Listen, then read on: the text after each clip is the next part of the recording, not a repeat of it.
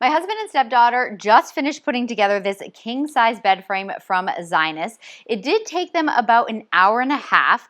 They did say that it was easy, but there are a lot of pieces and the pieces are not labeled. So there is diagrams, so it kind of tells you all the different pieces, but on the pieces themselves, like I've seen in other bed frames, it didn't have numbers on there. So that did just take some time to figure out. But once you have that part figured out, honestly, they said it was quite simple to do. This headboard here is got the nice upholstery on it, and it does arrive folded, but then once you put it together, and there is a steel bar in the back here, so it is nice and reinforced, so you don't need to worry about that. I do love that you do not need a box spring for this because it does come with the wood slats, and these slats here are Velcro down, which is really great because oftentimes you don't have that and they end up sliding all over the place, which is something nobody loves because then your mattress kind of starts to sink through.